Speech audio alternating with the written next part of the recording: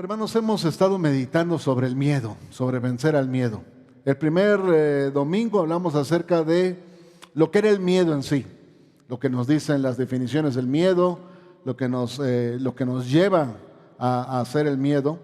Y también vimos en la historia, esta hermosa historia de David enfrentando al gigante Goliat, que nosotros podemos enfrentar a los gigantes que tenemos que enfrentar en la vida, gigantes de lo que usted quiera, de la desesperación, de la preocupación, de la ansiedad, del desempleo, varias cosas. Y vimos que culminamos con la reflexión de que el miedo se va porque Dios pelea nuestras batallas, no nosotros. El segundo domingo vimos lo que es el miedo a la desilusión, a la frustración y a la exclusión. Ese miedo de que lo que piensa el mundo de nosotros o cómo nos cataloga el mundo. Y nos dimos cuenta que la historia también de David, antes de ser llamado a pelear contra el gigante, mucho antes de eso, cuando estaba ya cuidando las ovejas de su padre, recuerdan que les dije que ni le hacían caso, ni se acordaban de David, ¿no?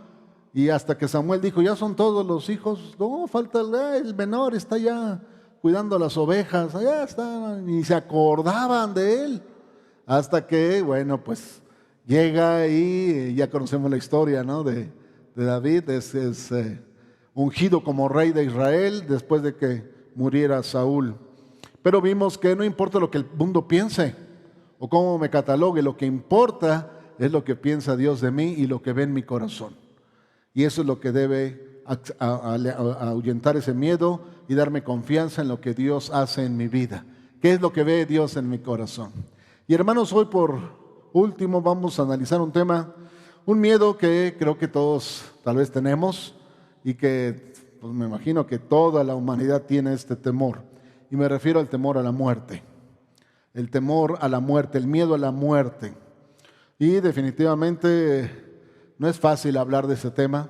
La gente evita por todos los medios hablar acerca de la muerte, a pesar de que estos últimos meses hemos estado muy ligados a lo que es la muerte.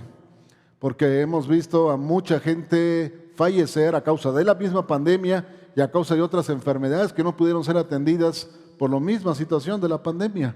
A muchos hermanos de esta iglesia partieron a las mansiones celestiales y definitivamente hemos estado ligados a este tema de la muerte.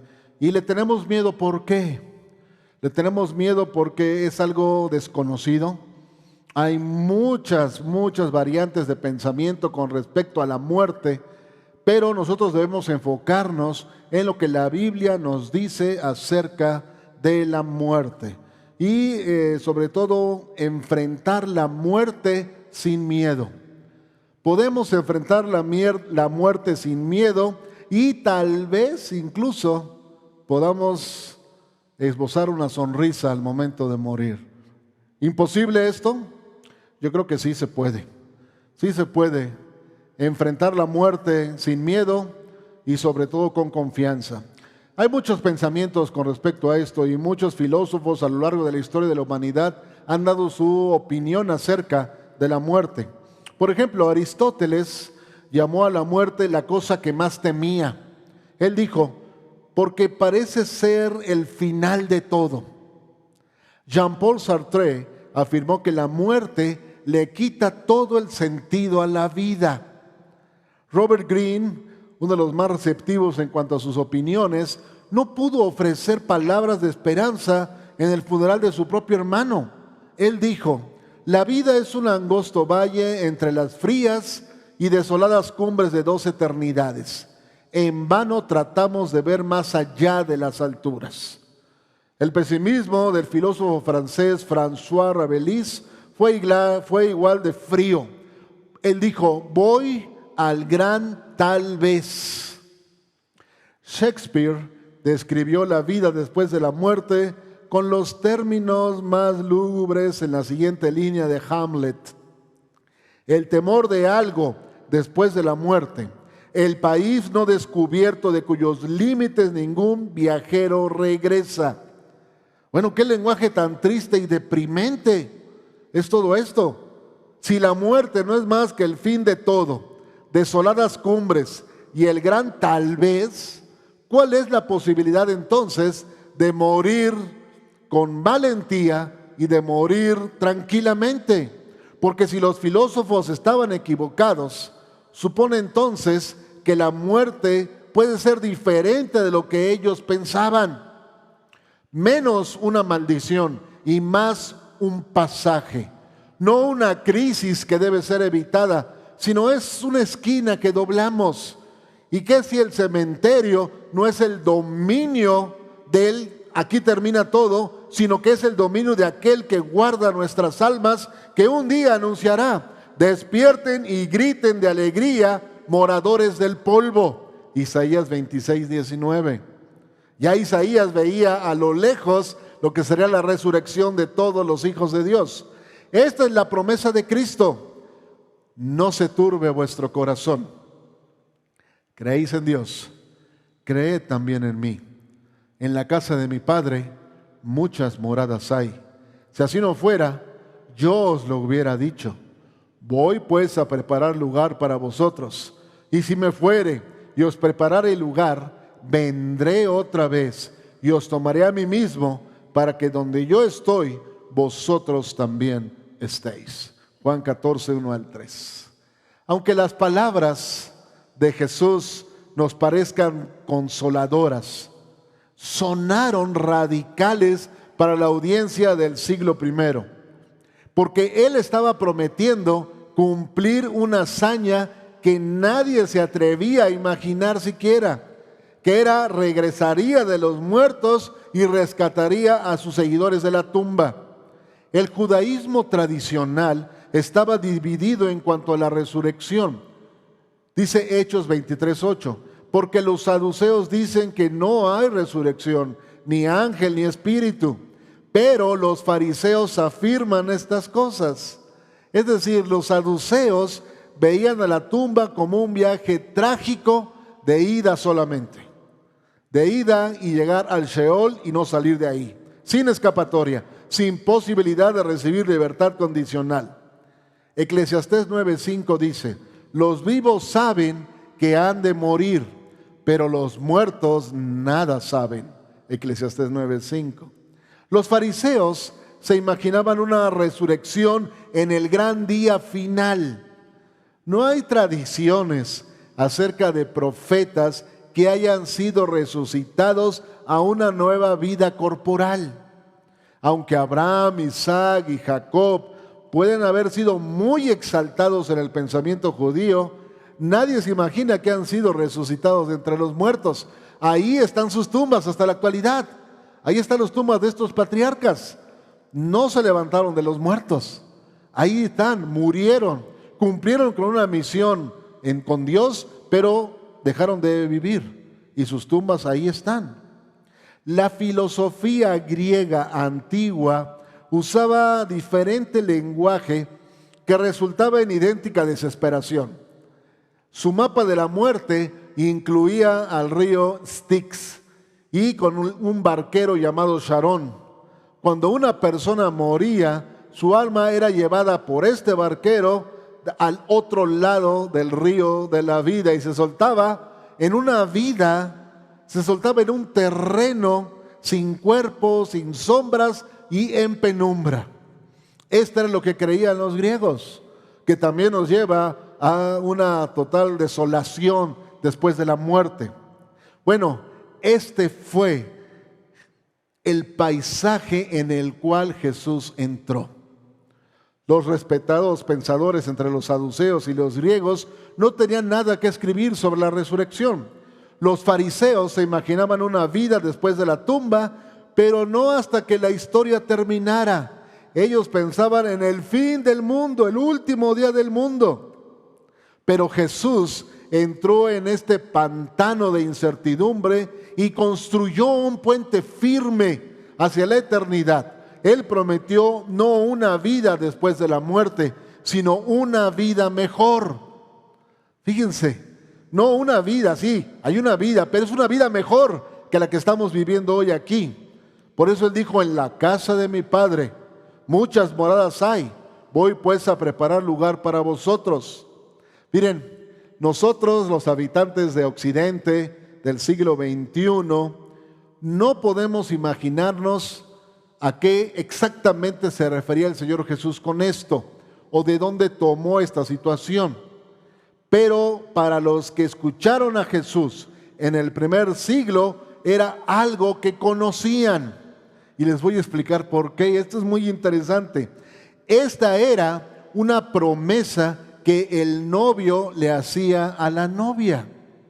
Después de recibir permiso de las dos familias, después de que el novio le caía bien ya por fin al suegro y a la suegra, entonces venía la promesa. El novio le decía a la novia: espérame aquí, voy a preparar lugar. ¿Qué es lo que pasaba? Después de recibir el permiso, el novio se regresaba a la casa, a la parcela, al terreno donde vivía el padre, para construir una casa, para construir un lugar. Esta era la tradición y así se tenía que hacer. Nada de que primero vivimos con mi mamá y con mi papá y luego no. Ahí era la promesa así. Ya nos dieron permiso de casarnos, así que espérame, voy a construir una casita y luego regreso por ti, vendré por ti. Esta era la promesa y era parte de toda la ceremonia de la boda. Oigan, qué bien estaba, ¿no? Sobre todo para las mujeres, porque no era que llegaban a ver a dónde iban a llegar. Ya tenían una casa lista para poder vivir. El novio tenía que construirla. Era así la situación, no había de otra. Así que entonces la gente entendió, porque al prometer hacer lo mismo para nosotros, Jesús eleva los funerales al mismo nivel de esperanza de las bodas. Desde esta perspectiva, el viaje al cementerio y caminar por la nave central de una iglesia en una boda garantizan la misma clase de entusiasmo. Fíjense nada más a qué grado eleva Jesucristo la esperanza, sobre todo de felicidad y de esperanza, como dije. Porque ¿han visto a alguien triste en las bodas? Solamente que al novio lo hayan obligado, ¿no? Pero de ahí en fuera, pues todos están felices. La novia feliz, el novio feliz, la familia, todos felices y gozosos. No hay caras largas en una boda, ¿se han fijado?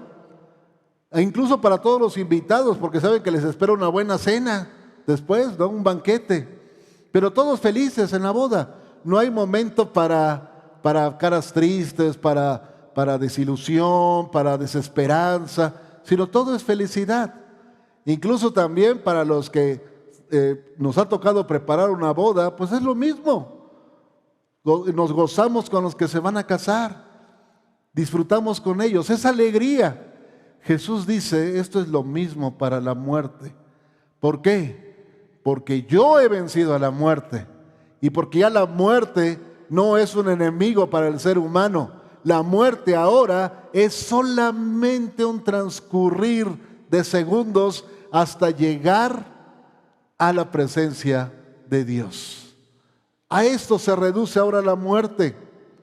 Realmente esto es muy impresionante porque las bodas son buenas noticias, pero para el cristiano, para el Hijo de Dios, la muerte también es una buena noticia, porque hemos de llegar con nuestro Señor. Así que lo mismo dice Jesús de los entierros. Ambas cosas celebran una nueva era, un nuevo nombre y una casa. En ambos el novio se lleva a la novia del brazo. Jesús es como el novio que viene, Él promete, vendré por ti. Es su promesa. Él se va a encontrar contigo para vivir en las mansiones celestiales, allá donde dice que fue a preparar lugar. Ahí estaremos con Él. ¿Y sabes qué es lo más hermoso de todo? Que tu última mirada en la tierra, lo último que tú vas a ver aquí en la tierra antes de morir, va a ser a Jesús. Y lo primero que verás en la eternidad será a Jesús. Es decir, Jesús está listo para recibirte y para recibirme. Lo último que veamos con estos ojos que tenemos ahorita será a Jesús. Y después, cuando pestañeemos nada más, estaremos en el cielo. Esa es la promesa de Cristo. Tu última mirada en la tierra es Jesús, tu primera mirada en los cielos es Jesús. Esto es así, mis hermanos. Ahora, ¿cómo podemos estar seguros de que va a cumplir esta promesa Jesús? ¿Tenemos garantía de que sus palabras son más que poesía o vana superstición? ¿Nos atrevemos a poner nuestro corazón, nuestra esperanza en las manos de un carpintero judío de una pequeña aldea? La respuesta se encuentra en el cementerio, en la tumba del huerto, allá cerca de Jerusalén. Porque si la tumba de Jesús está vacía, entonces su promesa no lo está. Y sabemos de antemano que la tumba está vacía y que la promesa de Cristo se va a cumplir. El apóstol Pablo reduce la lógica a una sola frase. Pero cada uno resucitará en su debido orden. Cristo las primicias, luego los que son de Cristo en su venida. 1 Corintios 15:23. Pablo les estaba escribiendo a los creyentes de Corinto, personas, fíjense bien, la gran mayoría de esta iglesia, personas que habían sido educadas bajo la filosofía griega que pregonaba una vida venidera como en sombras, como lo acabo de explicar. Alguien los estaba convenciendo a los hermanos de Corinto de que los cadáveres no pueden resucitar, ni los de ellos, ni el de Cristo. Así que el apóstol Pablo no podía resistir tal forma de pensar y les escribió: quiero recordarles el evangelio que les prediqué, el mismo que recibieron. 1 Corintios 15:1. Con la misma insistencia de un abogado en los argumentos finales, repasó los hechos. Jesús resucitó al tercer día. Apareció a Cefas, es decir, a Pedro, y después a los 12, después a más de 500 hermanos a la vez, a Jacobo, el pastor de la iglesia en Jerusalén, después a todos los apóstoles, y al último de todos me apareció a mí. 1 Corintios 15:4-8. Así que les está diciendo a los incrédulos: hagan una fila con los testigos, ofreció, llámenlos uno por uno, que cada persona que vio al Cristo resucitado lo diga.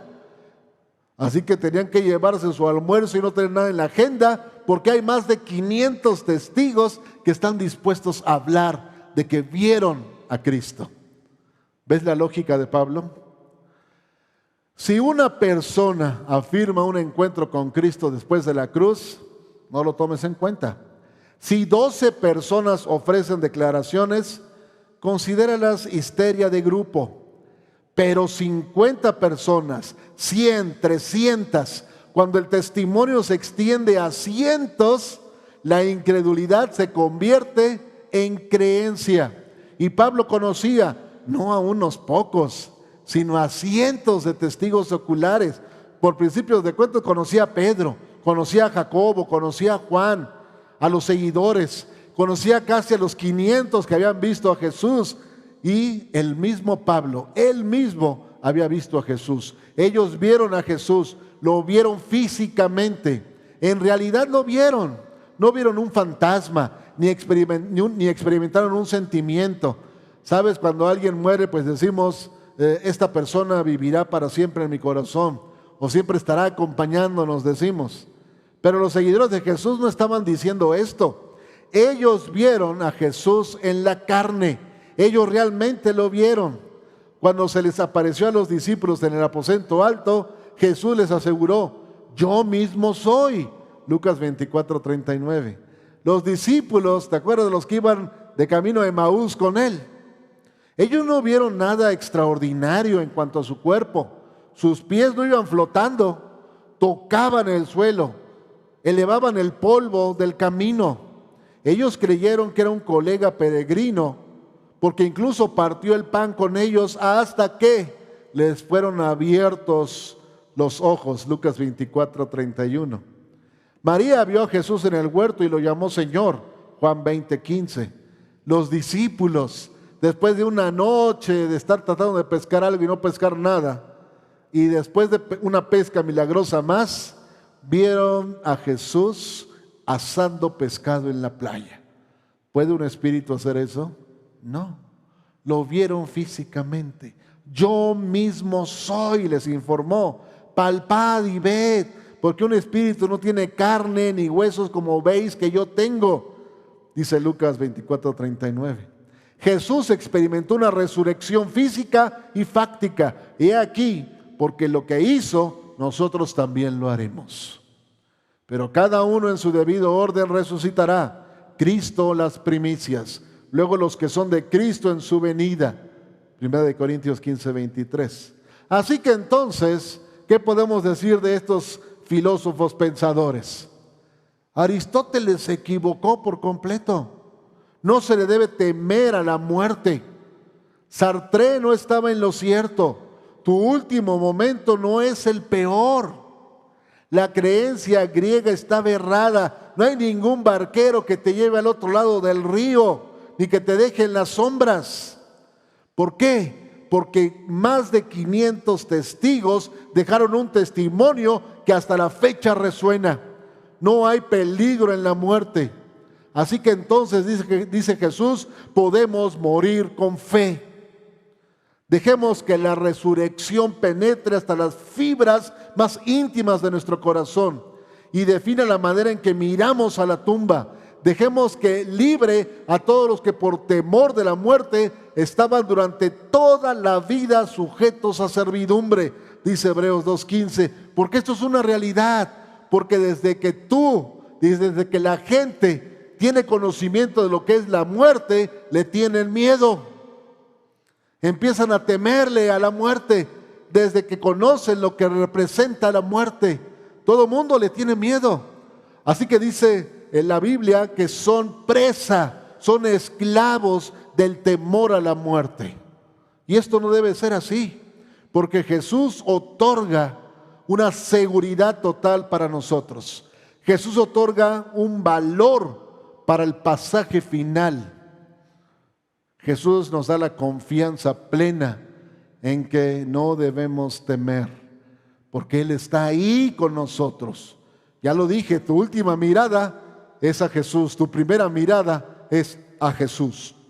Así que entonces Jesús nos otorga ese valor, nos otorga esa fidelidad, nos otorga esa promesa y esa esperanza. Jesús otorga valor para el pasaje final de nuestra vida aquí en la tierra.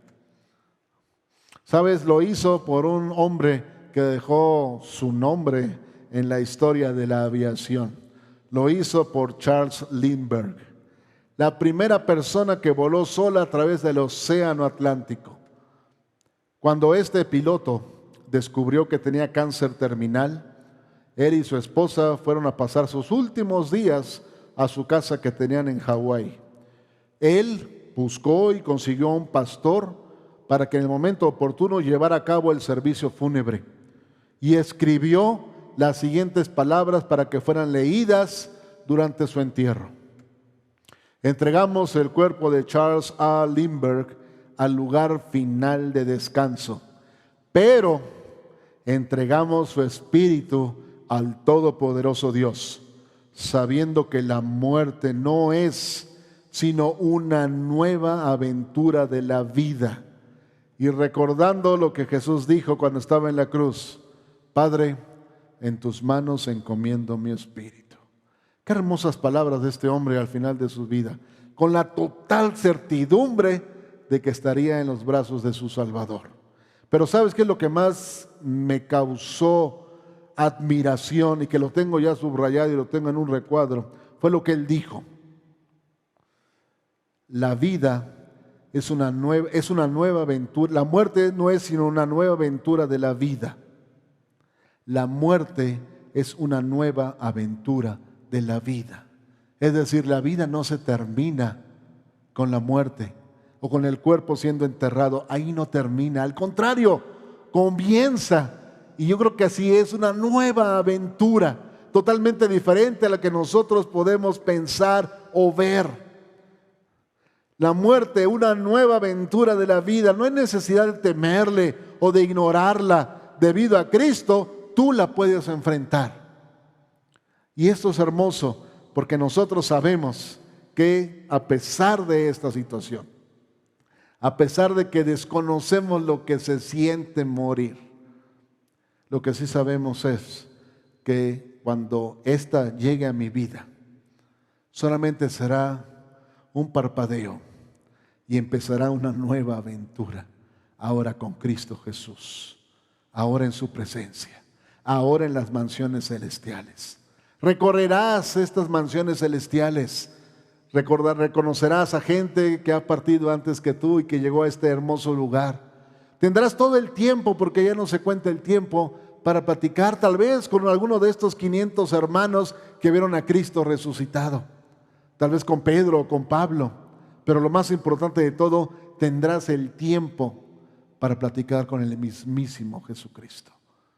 Tú y Él en una plática. ¿Te imaginas todo lo que podrás platicar con Él? Y no hay carreras, porque no hay problema con el tiempo. Así que podemos nosotros vencer el temor a la muerte creyendo la promesa de Cristo Jesús, que Él venció a la muerte y que el puente establecido está bien firme y que yo puedo descansar en paz. No sabemos cuándo sucederá esto en nosotros, ni a qué edad, ni cómo. Solamente Dios sabe el día, la hora, el minuto y el segundo. Pero cuando esto llegue, recuerda, solamente es un parpadeo. Y al volver a abrir los ojos, estarás en el cielo con Jesucristo. Así que no hay temor a la muerte. Al contrario, hay gozo, alegría. Recuerda lo de las bodas, es similar, porque Cristo ya preparó un lugar para ti. Tiene tu nombre y ahí estarás esperando a que llegue el momento de ir a la nueva Jerusalén para vivir una eternidad con Cristo Jesús. Así que, mis hermanos, cuando la muerte se asome, recuerda que estamos seguros en Cristo. Y recuerda esta frase: la muerte no es más que una nueva gran aventura de la vida. Y la gozaremos con Cristo Jesús. Amén. Que Dios nos bendiga, mis hermanos.